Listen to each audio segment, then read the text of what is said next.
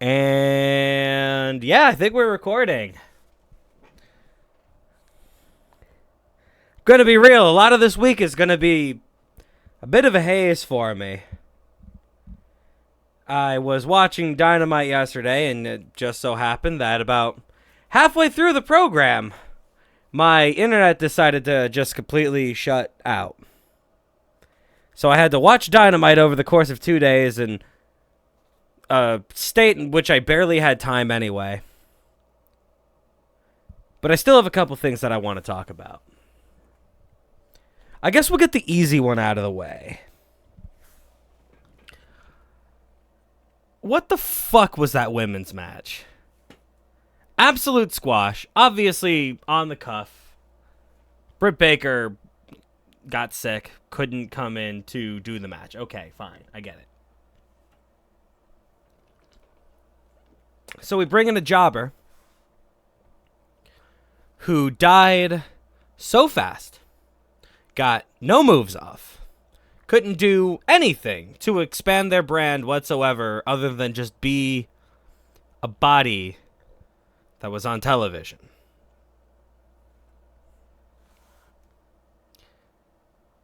Ruby was there. Ruby looked good. I don't even care to remember who she was facing, because she was just about as, well, she's just about as important as anyone else in the crowd. Then Ruby decided to cut a promo after the match. The crowd did not appreciate that. I've never seen a crowd so unbelievably dead in my entire life. I have never seen a crowd like this before. They weren't happy. They weren't mad, sad. They felt nothing. Nothing at all. The total apathy felt by this Toronto crowd was palpable. It extended to the match. It extends to the entire division. We have fucked around with the women's division so much. Nobody cares anymore. I am the last remaining person. I should say I'm the last remaining fan of AEW's women's division. Because that entire crowd was silent. Nobody cared. That sucks. That really sucks.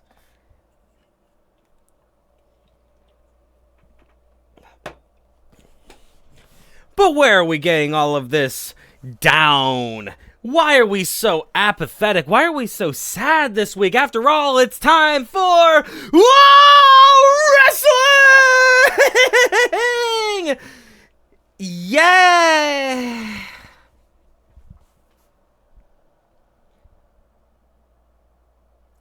It wasn't even a bad week of wrestling.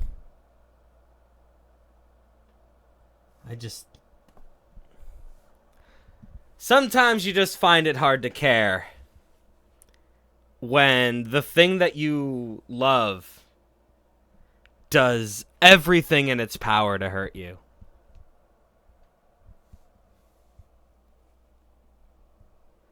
This was a painful week, dude. This was a painful week. Not because it was bad, not because it was boring, not because of any outstanding, figures. Jungle Boy's a heel now. He came out and he dropped a promo. Mentioned that he was, quote unquote, on live television, banging the baddest bitch in the company. Which means that we have an illusion. We have Anna Jay in Dynamite. Cool? I guess?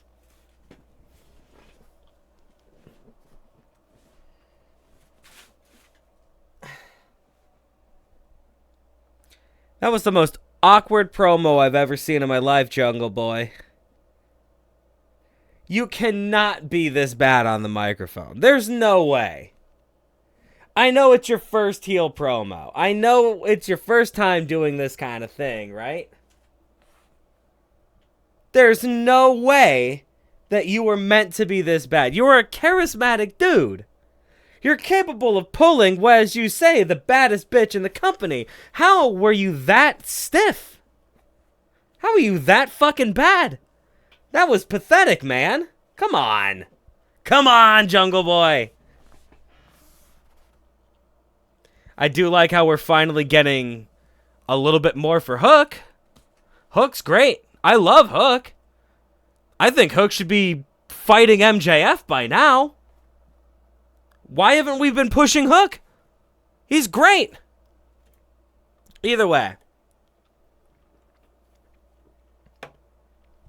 So we have things like Jungle Boy saying, I am banging the baddest bitch in the company. Literally verbatim.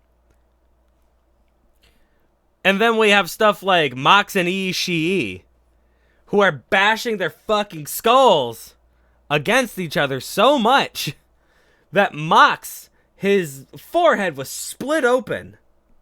And you saw a piece of his skin just flapping off the side of his head. It was gross. It was horrifying. It was terrible. I sat there looking at that and I was like, dude, I think the network's going to get fined for this. Because it was like actual gore. It was horrifying. And then we have Sting, who died on live television. He went in, he tried to do a spot where he jumped through 2 tables. Easy enough spot. Jumped off a ladder off the ring to the outside of the ring where 2 tables were set up and Sammy Guevara was sitting there. They set the tables up way too far away, and Sting's 70-year-old legs can't jump that far. So Sting went through the first table and bashed his fucking head against the second table. The Stinger almost died. It didn't stop him from getting back up, returning to the match, and getting the pin anyway. Because God forbid that we let Darby Allin get an actual fucking pin. God forbid that we do anything but suck fucking Sting. Again. What is this? Fuck this shit, man. Sting's gonna get himself killed for this. He's not Darby. Darby's 50 years younger than Sting. About 2 feet shorter and about 1,000 pounds lighter. Why is Sting pulling this shit? Why are we killing an icon? Stop it. And if that was the easy shit, who, buddy?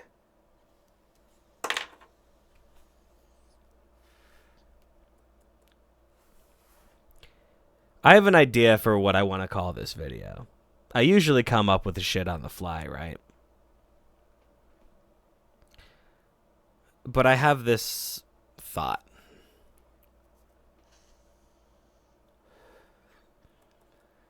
I don't even know if I've complained about it on my little Wrestle Talks here. But I have been complaining for months that Hangman Adam Page has, well, he's just abandoned his friends in the Dark Order for his new, cooler, souped-up friends. I get it. The Young Bucks are pretty cool. Why would you want to hang out with these lovable losers when you could join the Super Kick Party? Why would you want to do that? And they finally acknowledged it. They threw out an open challenge, a triple tag open challenge. And the Dark Order came and they said, Hangman, you abandon us. You know, we were there for you in your moment of need. We helped you win a world championship, man. You can't even pull any strings to get us on fucking television? You can't even talk to us? You can't even have a beer with us? What the fuck is this? We were good friends for a long time. You were down and out and you needed a shoulder to lean on. And we gave you that shoulder, man. And the moment you no longer needed that shoulder, you fucking abandoned us. I get it. Hangman's a busy guy. Sometimes life will pull you in different directions. It will take you and the people that you love and pull so far that you won't even be able to recognize each other. Sometimes friends grow apart and not even realize it. It's a very human story that they're trying to tell. It's a very good story that they're trying to tell, right? I don't know about you. I have a few instances in my own life where I look around and I suddenly realize that somebody that was considered my greatest friend no longer was. That's a hard thing to deal with. It's a hard thing to come to terms with, right? Maybe experiencing that through the veil of wrestling could help someone like me in the same situation deal with that kind of problem. So how do we handle this story? Well, we're going to bring it up in a backstage segment. We're going to have one fight. One fight in which the Dark Order even looked really, really good. They put up a fight, man. I did not expect it. I expected the Dark Order the job without anything. They even brought out -1. Everyone's ready to go in. Dark Order's pissed at their friend. We have some in-ring storytelling with, the Hangman being conflicted. He doesn't want to fight his friends, but he doesn't realize that he fucked up. Doesn't realize that he fucked up to the point where he might not be able to fix it. And then, of course, the Elite win. Because God forbid we let the Dark Order get a fucking pin at any point in their career. And Blackbrook comes out, beats up the Elite. Whoa. Is this a heel turn for the Dark Order? Did they hire the Blackbrook Combat Club to beat up the Elite after they had weakened them? That's crazy. But no. Blackbrook came out, started beating everyone up, and the Dark Order just looks back and walks out of the room.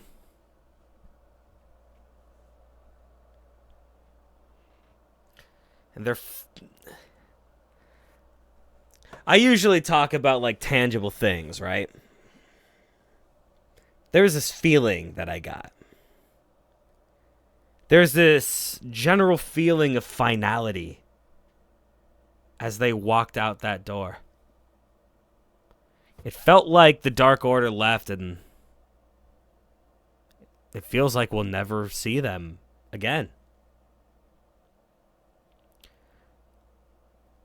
Which, yeah. Friends grow apart. You want to kind of build that feeling, right? Of we fucked up this relationship so much that we can't go back. On both sides. But this doesn't feel like a story that Tony and AEW want to continue to tell. It feels like we just sacrificed the very small amount of credibility that the Dark Order had left. We sacrificed it. so that the Elite and Black Brook could have another fight.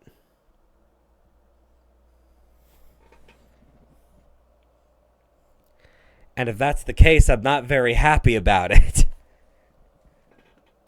If that's the case, and they're just going to cut Dark Order from the storyline entirely, then that really sucks. Then that's going to tell me that no matter what I do, there's no salvaging what I've done. If you have a friend that you fucked up, well, there's no stitching that together again, apparently. According to the storytelling here.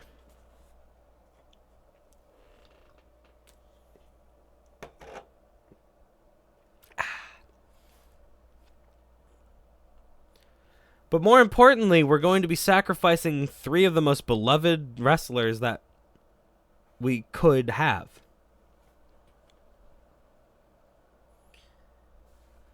I don't know too much about every single member of the Dark Order, right? There's one man in the Dark Order that deserves a fuckload better than he's gotten. John motherfucking Silver is this short little guy, exuberant, excited, happy. John Silver is the heart and soul of this team. John Silver is fucking awesome. He's this scrappy little gnome who runs around, gets the crowd fucking pumped to watch wrestling. Everyone universally loves John Silver. And yet they do nothing with him. Nothing. Creative doesn't think that he has the right look. Creative doesn't think that he has the right act, the right chutzpah. He doesn't have the it factor. Despite the fact that the entire crowd gets behind him every single time he's on television. People fucking love John Silver. We see a piece of ourselves in John Silver. And we see a piece of ourselves being fucked by a soulless corporation in John Silver. Where have I heard this before? Where have I heard of a scrawny little gnome without that it factor, without that particular look, getting pushed down because corporate doesn't like him?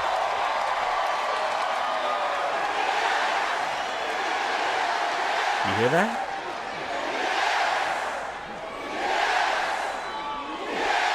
AEW, your creative team, your booking team, and Tony, I have one question to ask you. Why in the fuck are we sitting on a compressed and pure form of Daniel fucking Bryan and not utilizing that? What the fuck are we doing?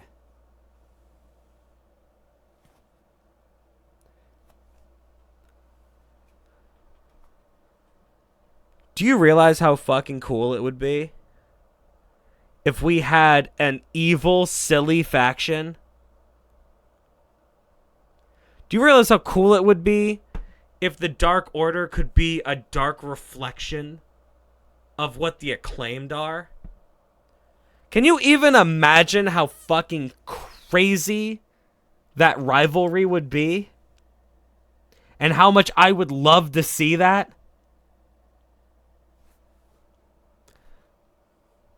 Or we could just take the only storytelling prospect that they have and use it to, I guess, promote filler so that we can promote a match that we've already seen.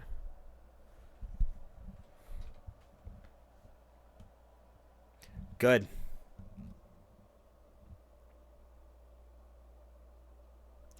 This wasn't even a bad episode of Dynamite, mind you. This is a pretty good episode of Dynamite. But I have some serious fucking issues with how they're treating some of their lower card individuals. Just how much they're burying certain individuals that have been there from the very beginning, that have helped you build your fucking company, man. What are you doing?